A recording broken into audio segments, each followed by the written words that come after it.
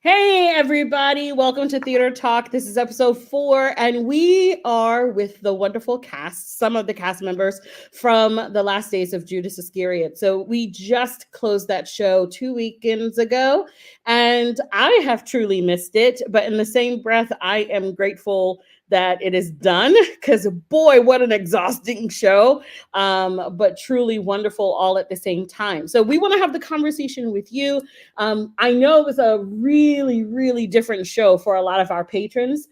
And as you can see, I'm still here. So I haven't been run out of town yet. So I haven't found that show that will run me out of town yet.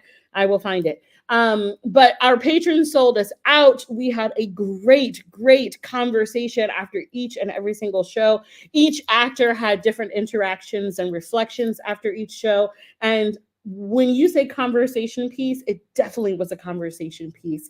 It was filled with questions about humanity, about faith, about forgiveness as well. So I'm going to bring the cast on here in just a little bit and introduce them to you guys. But for now, we're just so grateful that you're here with us, and we hope that you will enjoy today's episode of Theater Talk.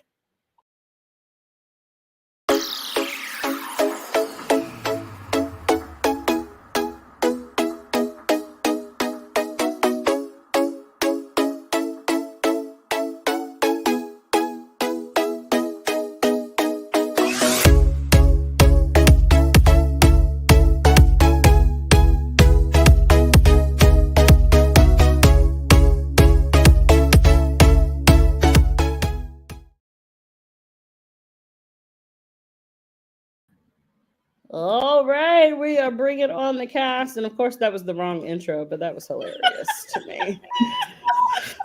I was wondering if we were going to be allowed to address that. No, we don't need to address it. It is fine. Guess who's not coming to dinner? Guess who's not coming to dinner? The cast. It is one last summer. 3 of us are. Four of us are. So, hi everybody. I have everybody on. So, I'm gonna just go around on my screen. So just wave when I call your name. So we have Thomas, who played our Judge Littlefield, and also Caiaphas the Elder. We have Kurt Hoffman, who played Jesus. We have Eric Lee Santafel, who played El Fayuni. We have Ariel, who played Loretta, and also Pontius Pilate and Saint Peter. And we have Aurora, who played Gloria and Soldier Number 2. We also have Joanne Thompson, who played the hilarious Saint Monica, also Sister Glenna. And we have Will Speakman, who played the huge roles of Saint Matthew and Soldier Number 1. And who else did you play, Dad? Uncle Pino. Uncle Pino. How did I forget? How the hell did you forget Uncle Pino? I don't know. Saint somebody. Were you Saint Matthew? Saint Matthew. Saint Matthew, Soldier, and Uncle Pino. See, I know what my Henry played. So, we have this inside joke at Selah that we have now had Dad in 3 shows in his underwear, and Dad is who we call Will, and we think that maybe we could try sneaking in for next season. I don't know. I'm looking at the potentials for next season now, and I don't know how to make that happen unless it's purposeful and intentional. So hi, you guys. It's so nice to see your wonderful, beautiful faces. Of course, I've been seeing Eric and Joanne more often because they're in Keela and the Bee. Sorry, but not sorry at the same time. You guys are gonna be sick of us by the end of the season. Like, oh my God, them again. Jeez. So we're just here to have a casual conversation about our reflections on the show, what it meant to you as actors and your characters, and also some of the conversations that you may have had with patrons. I know individually we've each had conversations either with each other or with patrons, but what is probably the highlight that you experienced while performing or even after Judas? Don't all talk at once. For me, because of the roles that I played, I sat backstage a lot. So I got to hear and, of course, see on the screen what was going on. And for me, the most exciting part was watching some of the character development and watching some of the actors' growth in this show, because this show forces you have to embrace the character in order to get the message across. So some of the character development, I spoke with Kurt in his Jesus role, and I was goosebumped more than once watching these shows. So yeah, that was it for me. That's awesome. So, Kurt, I will say that people, a few very what society now calls woke people, asked me why we chose you to play Jesus. And so the answer is not really simple, or maybe it is. So when we were planning on who would play Jesus, there were definitely 3 different individuals that we were like contemplating for this role. And of course, Kurt has the long brown hair and the gorgeous eyes when he has his glasses off. And, we've always joked around that Kurt looked like Jesus, the Americanized version of Jesus, which is kind of what the play talks about. It talks about the Americanized version of heaven, hell, and purgatory.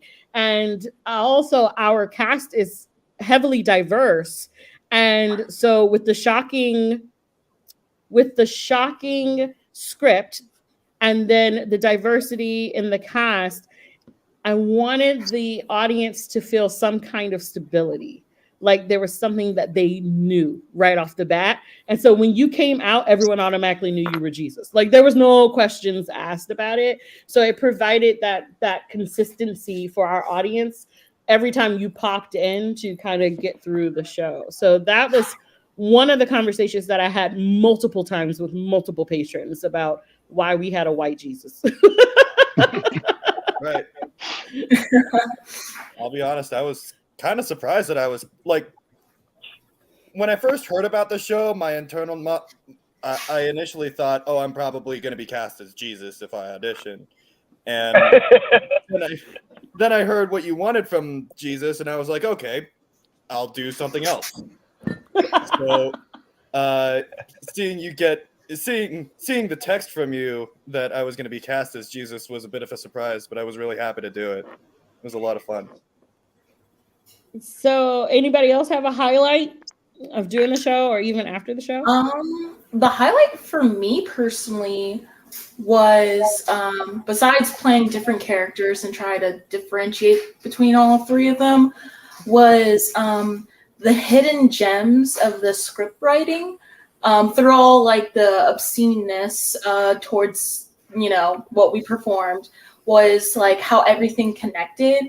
I'm not a really religious person at all, but I also try to look at it from a religious context to a non-religious context. Like the judge happens to set up like a lot of the scenes for that comes along after he says next case, next case, next case. For example, he told Cunningham, hey, Judas sold out his brother Jesus for a pack of Cools, which is a brand of cigarettes. And then the little scene where there's Butch Honeywell, Gloria, and Loretta, I'm giving her a pack of Cools where it's like Newports. So like the play on words of there to like Caiaphas the elder and Pontius, they share dialect between each other because they've known each other for a long duration of time before Pontius, does the deed and like kills him. But even after Pontius kills him, he still, in a way, jokes about how he killed him. And he knows how to pronounce Sanhedrin, but he plays on it like... So like he says, Saint who says, he asks one of the soldiers, and he's like, Sanhedrins, like, yeah, his head's rolling. To Sanhedrin calls it, to show the disrespect or disregard of Caiaphas the elder. So I just found it interesting how Stephen, I think that's the one who wrote The Last Days of Judas, Stephen, like how he wrote it, for being an atheist and grew up in, in a religious household. He did a beautiful job at, what was the facts and still having fun with it. I thought that was pretty amazing because you as the director told us, hey, listen for the cues, listen for the hidden gems, because you'll be more connected as an actor or actress when you're listening to the play, and it makes it different every single time you discover something new about it.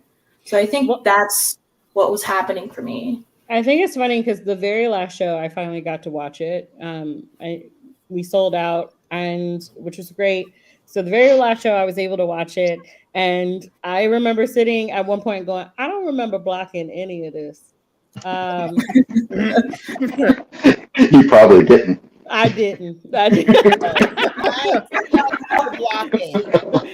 Let the record show. It was almost a completely. Well, I blame Eric Lee over here. Yes. It was almost a completely different show. I was like, he's crawling on the floor. He's hanging on the banister. He's okay. The death certificate, I could have died. Your notes as Alpha Yumi was so funny. Like the behind the scenes, his notes were ridiculous. He held up a sign for the death certificate. He did to the audience. But the thing is, he only held it up to one side of the audience. And so one side of the audience is cracking up, and the other side is like, what's so funny? We don't get it. And all because he lost the actual prop death certificate. So it was a completely different show. But it was very funny, and how you guys, it was the last show, but you guys were finally truly like owning it. And we will never close on a Saturday night ever again. That was horrible. It was horrible. It was different. Yeah. It was. Can I tell a really quick, funny story about Eric Lee? Oh, God. Yeah. So I was trying not to talk first because you know me. I was trying to like hang back and be meek. But anyway, that didn't work. I know. I tried. Cute. So, really quick story about Eric. So when we first started like talking about this and knowing that this was coming down the pike and auditions were coming around, Eric, as Eric always does with everything, he like looked it up and researched it and and then saw, you know how they have, well, for the public that does not know, you can look plays up online and you can see like a little preview. And obviously they're not going to show you the whole play because they want you to buy it, the rights to it. But you can see a little preview. And so Eric's, reading the little preview. And of course, the character that is really, really big in the preview is the judge. And because it basically showed like the first few pages of the play. And he was like, yo, man, I'm really feeling the judge role. Like, I'm really, really hoping. So then flash forward to auditions happen, casting texts are sent, and da-da-da-da. And so Latasha says, hey, will you be El Fayumi? And I was like, well, yeah.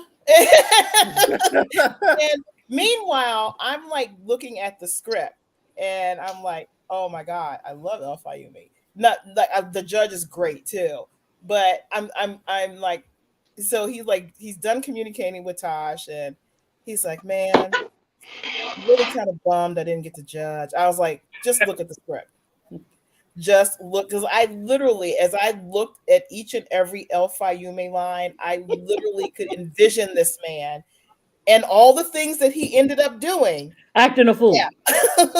I'm surprised he didn't like do somersaults across the room, which that was in rehearsal. Happened at one rehearsal that I happened not to be at. Yeah, I heard about that.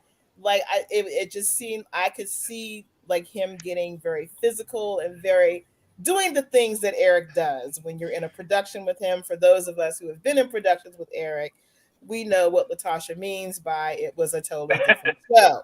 Totally different show. Totally different show. I could totally see him. And I said, just take a second, look through the script. And he looked through the script and he was like, yeah. Like, okay. So I just think it's funny knowing what he did with that, what he brought to El Fayumi. I think one of the biggest challenges for him is learning El Fayumi's full name. Yeah. He did it though. He did it. Here, Our props coordinator just posted a comment. I'm gonna share it with everybody here. I love it. Of course, Sydney would love it. It was hilarious. It was funny. It was great. So yeah, I mean, Eric. So first of all, in community theater, I remember at auditions, I actually looked at Joe at one point and went, "The men." And I mouthed it, and I was just blown away by how many men folks showed up. Females were in the minority in this cast. That's never happened. Never happened. Ever. In all of the theater that I have done over all of the years, I have never been in a situation where there were more men than women. We didn't have to haggle anybody, except for Dad. I did text. Yeah. But we didn't have to really search, and it was just the theater universe coming together and saying this must happen. And it was phenomenal to have so many of you guys, you, Kurt, Thomas, Dad, Eric Ibarra, Jacob Reed, who Love Jacob Reed. Pew, pew. Yeah, love Jacob. Yeah, Pew, Jacob Pew. It was just incredible to have that Warwick, energy. Joseph. Warwick as well. Joseph God. Jablonski. Yeah, it was amazing to have all of that energy in one room at auditions. I think at auditions, I kind of was just like, okay, I didn't know what to expect. I didn't know if I was going to end up crying by the end of the night or anything. I wasn't expecting anything, but my mind was completely blown. And so the hard part was finding out where to put everyone. And I believe that everyone was perfect for whatever role that they received. And maybe there was a little bit of, like Eric, like, at the beginning, or Kurt, like, well, that was stereotypical, Tasha. Thank you. Who would have guessed? Same, Kurt. Same. I feel the same way.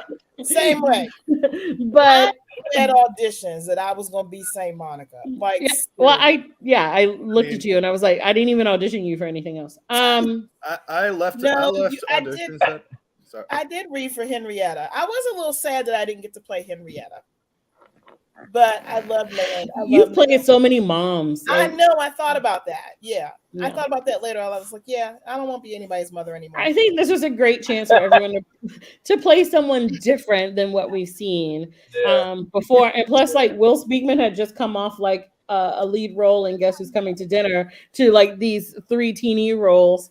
And El Fayumi is all over the place, but it completely different from Sheldon that we saw in Trouble in Mind, and also completely different from John Prentice and Guess Who. And then Thomas and Kurt were coming on, and Ariel were coming off the back of Macbeth, which is completely different genre. And then we snagged Aurora and just pulled them in, and Aurora did an excellent job. And auditory learner. I'm jealous. And gained the first laugh of every show. So So it was an incredible journey. I think it was quick turnaround. This show was a really, really quick turnaround. Have whiplash. Really quick turnaround. I think this is the fastest we've ever had put up a show before. But the talent pool that we have here is just mind-blowing sometimes. A lot of patrons after the show, we ended up having to kick them out because it's a long show and they wanted to stay and talk the entire time after the show. What were some of the conversations that you had with patrons? Well, one of the first things people said to me after coming off of Guess Who's Coming to Dinner, Trouble in Mind, people would come up to me and be like, oh, I just always enjoy watching you on stage. It was so great. But that was different. That was different.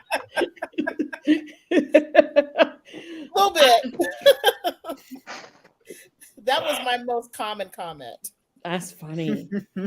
That's funny. The most common comment I got was the casting.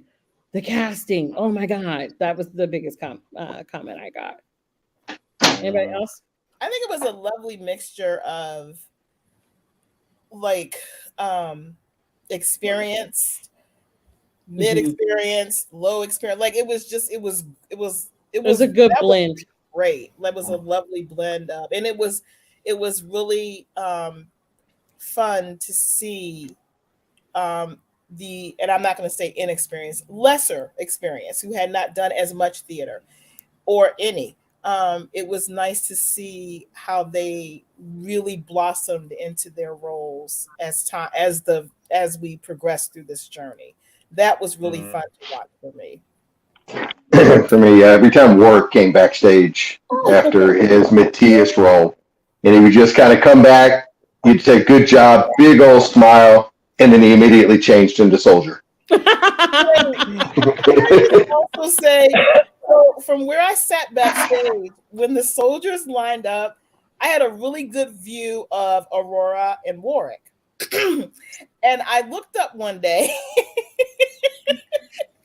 First of all, Warwick's lines as a soldier from his cute little face, I was just like, I would die every single time. But one day I looked up and I saw something on the back of Warwick's shirt. And I was like, what is happening there? My baby, his shirt was on inside out. And I was like,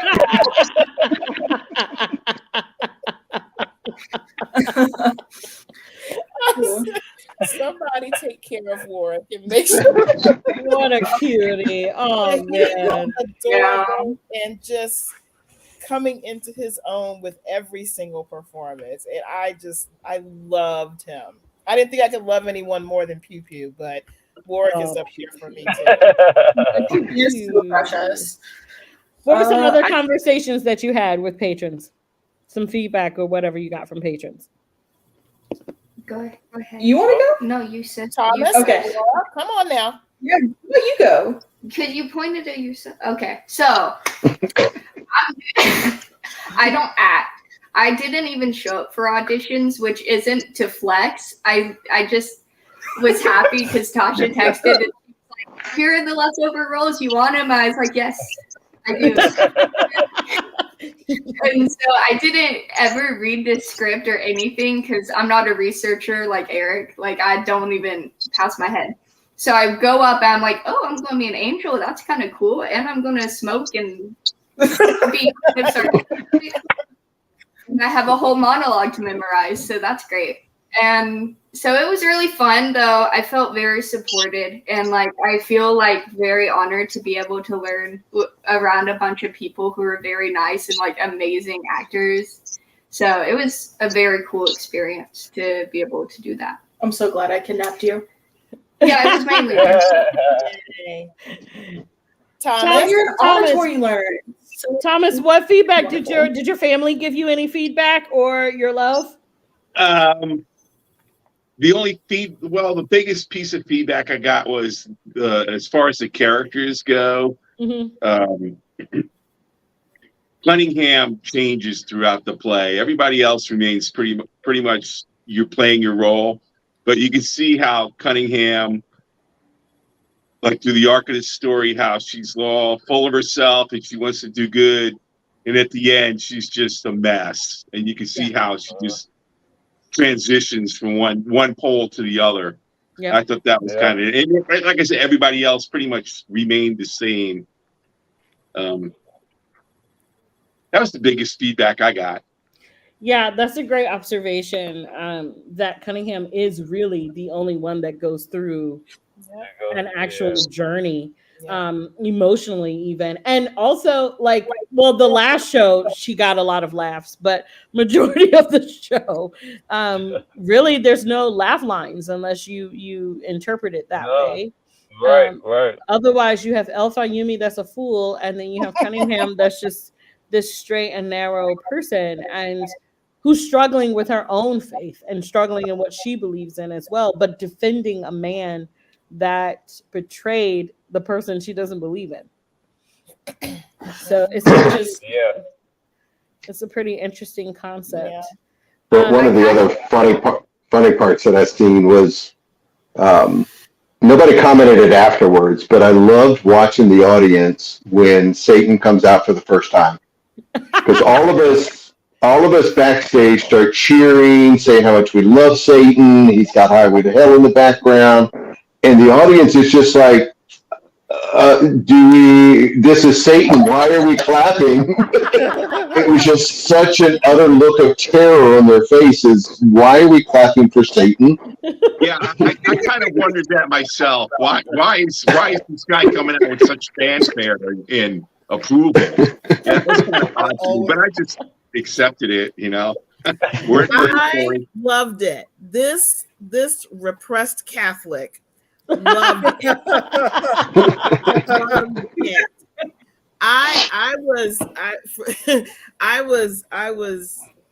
Catholicism was chosen for me when I was too young to make a decision about my spirituality.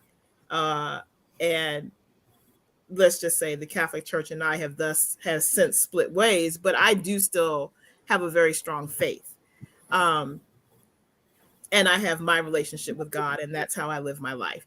But I have to say, if there was, I like to play this game, like if you couldn't be your character, what other character would you like to be? For me, Satan, hands down. Not just because of the way Latasha blocked and choreographed and what Jacob Reed brought to the role, just Satan was dropping some knowledge. Satan was dropping some knowledge. Satan dropped some things that make you go, One of my favorite lines that he says is to Cunningham, you know God didn't write the Bible, right? I was the first time I heard that line, I was like, and scene. Period. Nothing else needs to be said. But yeah, it was for me. I mean, I played Sister Glenna. I don't really have much to say about her. She comes out as a kind of an add-on to Mother Teresa's whatever for like 2.5 seconds. And for about 5 seconds, Saint Monica comes out and says a whole lot of stuff. But what I loved about Saint Monica, I wasn't worried. I was concerned, particularly for Selah groupies who have seen me do things like Fences and Guess Who's Coming to Dinner and Trouble in Mind and blah, blah, blah. Saint Monica comes out saying a whole bunch of curse words. And a whole lot. A lot. She's very demeaning to Judas. She's very just harsh and but then she takes at first. And what I was really hoping is okay, for those whose ears may have been offended, sorry, but I had fun. But she's much deeper than that. And if you paid attention to the entire monologue, and I had to even tell myself that, let's just absorb, because for me, learning line, I just need to learn a line. But when I'm really taking time to hear the lines in my head as I'm reciting them and learning them and get the deeper meaning, I was like, Saint Monica was a badass. Excuse my language. Can I say ass on here? I've already said it twice. She was, and I couldn't understand what was her significance until I did some research. And actually, one of our fellow cast members, Joseph Jablonski, he actually talked to me a bit about his knowledge about Saint Monica. And I was like, this chick was the bomb. So then I was like, okay, so I'm only on stage for 5 seconds, but it's a very meaningful 5 seconds, and it's very meaningful to the story. And I think there's a reason that she comes on so early. Yeah.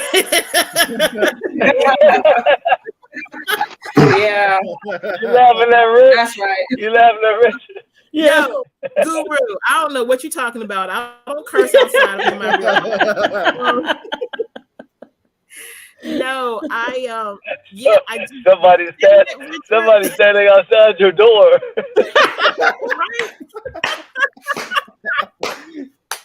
Lord. But anyway, I couldn't figure out like why she was on so early in the show, but then when I listened to what she was saying and I really absorbed it, and after I did some research, I was like, okay, I can chill with Saint Monica. Like for real, I would want to chill with Saint Monica in real life. Like, she was a hardcore praying sister. She was. She prayed for her son and prayed for her son. All kinds of dysfunction, but she was an amazing woman and went through a lot in her life. So yep, all for the sake of her son. Yeah. And I think it's a matter of I'm guessing the interpretation is you have Henrietta who comes out first at the very beginning, who is so meek and so sorrowful and burdened. And then you have Saint Monica, who was also burdened, but became what is known as the nag to God's ear. Mm-hmm. And so, you have these two polar opposites right at the beginning, and how differently they handled or dealt with their sons. Mm-hmm. What I thought was interesting was that there was no writing of Mary, the mother of Christ, in the piece. I did, yeah. Because I feel like that trilogy would have been pretty profound, to see the three different mother views of Judas, and then who Cunningham went to for help for the writ, and then also the mother of Jesus. So I there's so many things. I've been going back and forth with different patrons who have been emailing me going, hey, why wasn't this in there? And I was like, first of all, didn't write it. I didn't write it, so I don't know what to tell you. But these are great conversations. Go ahead, Eric. I always wondered, as in real court, like prosecution has their lineup of witnesses and defense counsel. I always wondered whose was whose in this play. Their witnesses? Yeah. It depends on who called them. Usually, like defense has their, like defense has their lineup of witnesses that they're going to bring on the stand, and prosecution has their. But out of the characters that were on the stairs, like who out of that Alpha Yumi caller, who was Cunningham's people? That was based on who. Well, you called me. Yeah, and I think I was actually the guilty one through my research. I mean, Caiaphas was. He was just doing what he thought was best, with his traditions and history. But I my blame is him. I mean, he used Pontius as a tool. He used Judas as a tool. He just used everybody to maintain his tradition. So I mean, but I was your witness, Alpha Yumi. Yeah, I think it was based on whoever called who, because you call Alpha Yumi called Satan, and Mother Teresa. Everybody.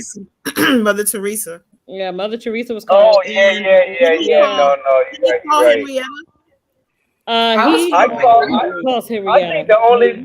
I think the only one that Cunningham called was Simon the Zealot. She did. And Pontius. Simon and Pontius. Oh, and Freud. Who called Freud? That was Cunningham too. She called Cunningham and Freud. Yeah, those three. I'm pretty sure it did alternate. Yeah, it alternated, and I think it's so that we weren't just waiting for one side to finish and then the other side to finish. So it did alternate. And the idea was to Alpha Yumi says it the best when he says, my papers are pending due to the Americanization of purgatory. Right. And so it's kind of like it wasn't really playing off. So one thing that we did on the set that drove Will crazy was we had a clock in the courtroom that did not work. And Will was like, oh my God, we can finally either fix it or take it down. And so I was like, no. I literally bought a broken clock from Walmart It was that big clock that was in behind the judge. Oh, behind the judge, yeah. It was already broken. And so I was like, okay, yeah, that works. It's purgatory. Time has no purpose or no essence. So yeah, that freaking works. So I think some things were, because I remember asking Joe, I was like, man, there should have been a stenographer in this. But I was like, who's really taking notes? About that. Who's really taking notes? Who really cares? Why why would we be filing that away? Yeah. I found it weird that Cunningham called Pontius Pilate when Pontius Pilate, if anything, made her conviction worse. Well, No, she called. Go ahead, Aurora. I'm sorry. Go ahead. No, it's good. She was trying to use the tape, and I think she was just trying to mostly shift the blame from Judas to you. Oh. So that's mostly okay. Well, I mean, yeah, I do see that because she was trying to talk to Caiaphas, but she kind of grills into every single person except for the ones that she called upon. I think, like Simon the Zealot and then Sigmund Freud. In a way. I think Cunningham as a character. They worked her, man. Yeah, Cunningham as a character seems very interesting to me. Because I feel like more than anything, she uses whatever she can, even if she doesn't fully believe in it, to make her case. I guess so. And I think a big part of her character is that she's not religious, and she doesn't care for God or how God punishes his children or views his children. She views God as a force that actively works against her because her life has been so tragic. So I think she empathizes with Judas, and she uses Judas, and why she's so desperate to win her case on Judas's behalf is if she can prove that Judas isn't guilty, then who has committed the worst sin of mankind, then in a way she wouldn't be guilty because of the sins that she has committed herself too. That's what I figured. That's what I figured out. I was like, all of us in purgatory, we were like crabs in a barrel. We're all trying to like I'm not really from hell. I'm just a BSer. Like I'm trying to win my case. Like everyone there is just trying to get out of purgatory. And that's true, yeah. Yeah, that's true. I think you hit it right on the nose there, Aurora, that if she can prove the biggest sin that was committed to be not guilty and pin it on others, then the same goes for her life, because Satan brings it up. Even Judge Littlefield brings up some things about her. And so you can see it in the way she really questions Satan at the end, and she gets really frustrated with him because he's making sense and he's not supposed to. Because that is a huge reflection on everything that she believed in being either false or it brings up all of that pain. Cunningham definitely had a lot of pain in her life. And I feel like she was covering her bases, because not only was she there in purgatory defending Judas, she nagged Saint Monica to get in God's ear about Judas. So she was covering her bases all the way around. Right. Yeah, I think that's interesting. So Thomas, with playing Caiaphas, he says, I had a few of my Jewish friends that came to see this show, and Caiaphas says a line, "I will not be blamed for the death of Christ again." What was your interpretation of Caiaphas and his grounds for being in the courtroom? He was just there to tell his story. He pretty much says it. The one line that really resonates with me is, Jesus was a blasphemous, seditious rabbi, and I didn't know for sure. He was pretty much he was going on tradition. Even though the world changes, he was stuck in one place, and he pretty much says, I made the decision for it to be better to have one man dead than 1,000. So he pretty much owns it, right, with that statement. Yeah. In my mind. Yeah, but then doesn't want to be blamed in the same breath, right? Right. He owns it. He says, yes, I decided better to have one man dead than 1,000, but I did it for my people because we were an occupied nation, just like, America was in Iraq. And that's how I framed it. Like, you have, I am not a believer. So in 2,000 years ago, what do you think life was like 2,000 years ago? The Roman Empire occupying, Judea was could be equivalent to the United States, occupying Iraq. And who's in charge of Iraq? Pontius Pilate. There was no Iraqi leadership. There was no Judean leadership. It was Pontius Pilate. So it was Cappius sucking up to Pontius and using Pontius as a tool to protect his tradition. Yep. Yeah, that's interesting. At the end of the show, we're gonna wrap up here in a little bit, but at the end of the show, you have Butch Honeywell, who his monologue is beautifully delivered by Joseph, and at the very end, Kurt, you brought out Ibarra and to the center, take off your shirt and you wash his feet at the end.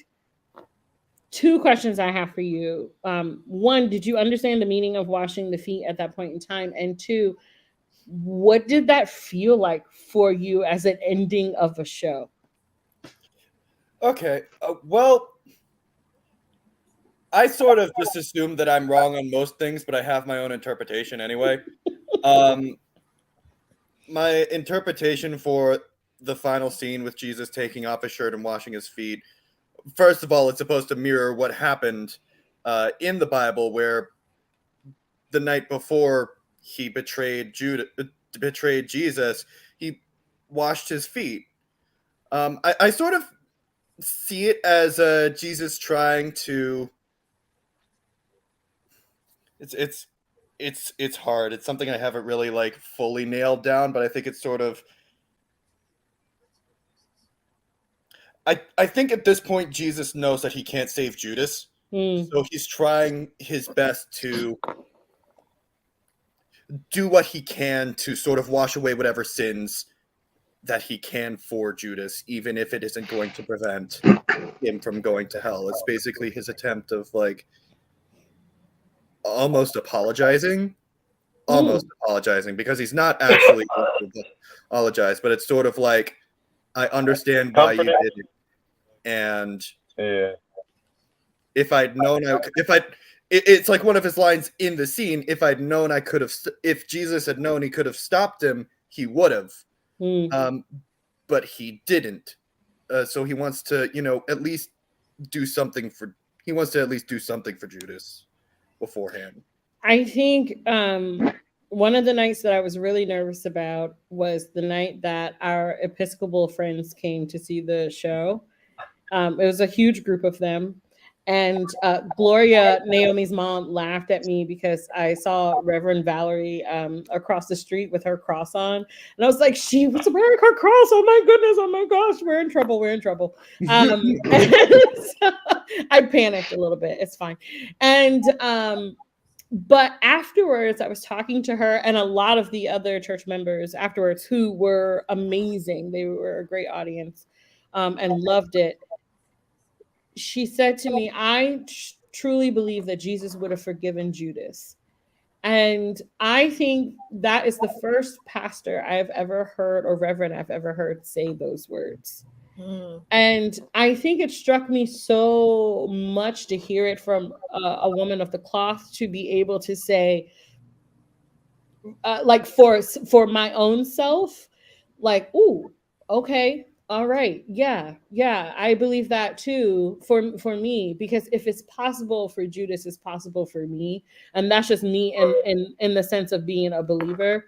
Right. When I first read this play, I was in a place where my faith was already rocky, and so reading it really wanted me to dig deeper into the theology of the Bible and the history context, the language interpretations, how many translations of the Bible there were, and all of that jazz. So it is Judas Iscariot is definitely a piece of theatrical wonder that really creates conversation beyond faith.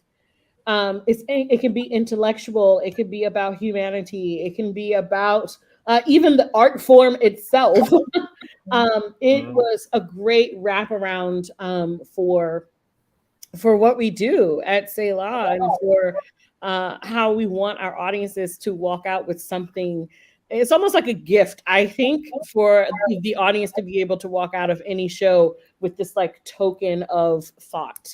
And it's amazing how many patrons still need to process and and talk this show over. So it's pretty great. It's pretty amazing. Well, oh, were you gonna say something, Joe? No, I was like, yeah, I was literally, you literally just said what I was sitting here thinking. I was like, I feel like this is a play that for me has no definitive answers. Yeah. The wall that we had up that Yeah. you had up was Judas guilty? It was really interesting to see the final outcome of that. It was no. There were more no's than yeses. Yeah. At the end of the day, I was surprised by that. And I feel like for me, no matter what degree of faith, what your chosen faith is, or if you are not one, or if you are a non-believer, I feel like this can speak to anyone. Like this is not a play that you go see if you want things wrapped up in a nice, tidy little bow. Oh God, no. So no matter if you have faith, if you're like quivering in your faith or wavering in your faith, or if you have strong faith, or anywhere in between all of that, I feel like it can speak to you in some manner. I was literally just sitting there thinking that when you said that, like, this is something that it makes you think. It makes you think. It doesn't. I know a few people that told me that they weren't coming to the show because they believe what they believe and they don't believe that what we were doing was right. And I said, okay, to each his own, protect your own heart and your own spirit. In the same breath, I really wish they would have come, because it's not a matter about shaking your perspective or whatever. It's really about humanity. Yeah. It's about go ahead, Dad. Yeah, that's what I was going to say. I mean, as an atheist, that was the powerful point for me. It's a very powerful humanitarian story. The character developed to see it, and then when you see that last scene between Judas and Judas, and it was, for me, it was almost like Jesus was begging for forgiveness, but also trying to tell Judas, look, a decision was made. Come on, move on. I still want you, my brother. I still need you in my life. You're my heart. That was the most powerful words, I think, for me, the entire play. You were my heart. You are my heart. And no matter what you believe, that is just too, that's a powerful love coming together. That says, I need you here. And if that doesn't touch you, well, you need to go figure yourself out.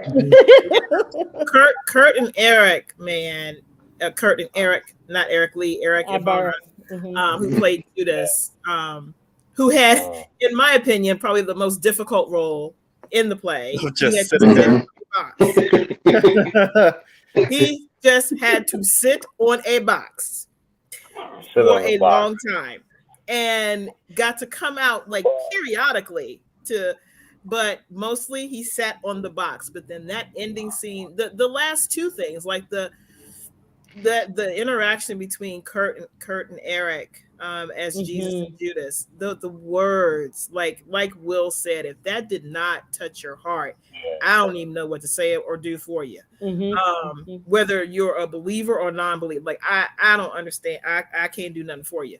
And then, to have Butch Honeywell, because I kind of struggled with the Butch thing, the Butch monologue. I was like, why?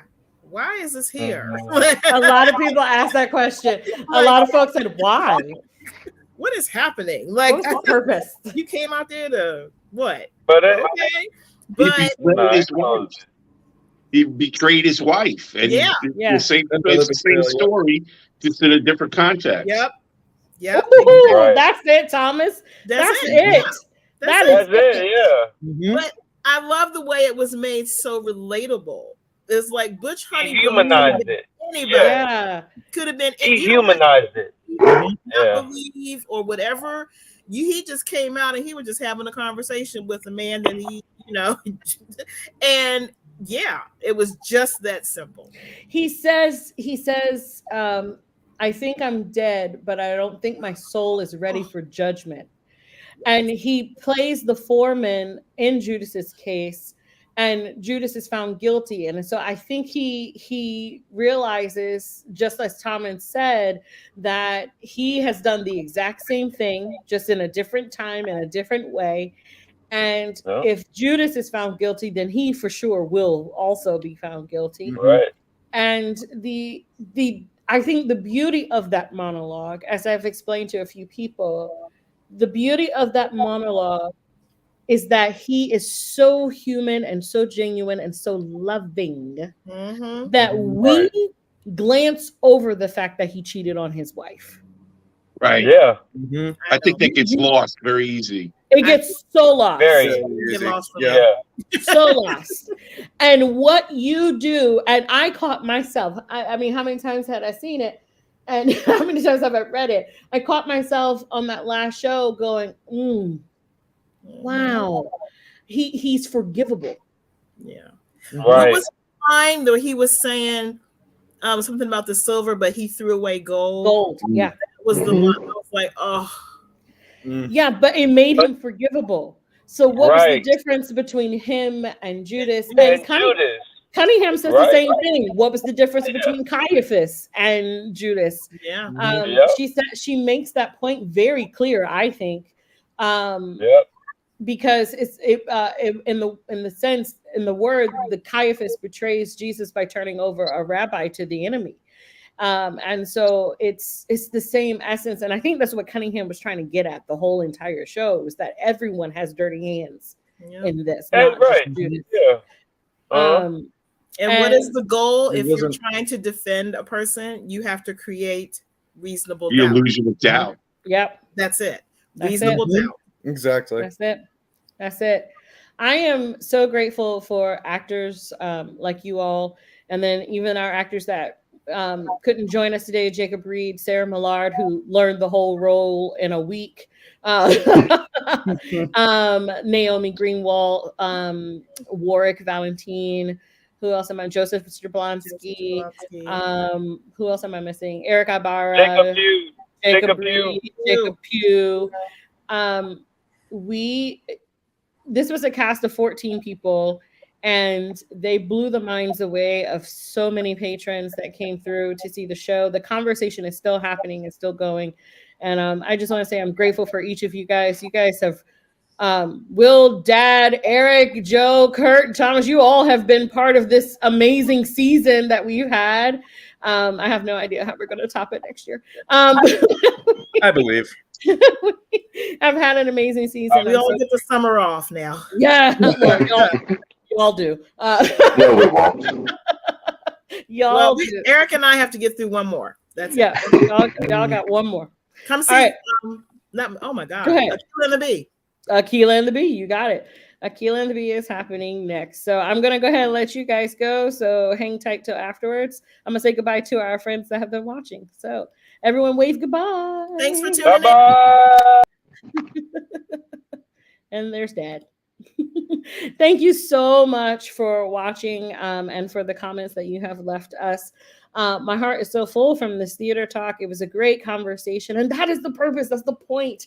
Using theater as a medium of conversation, of bringing awareness, of bringing change if we can.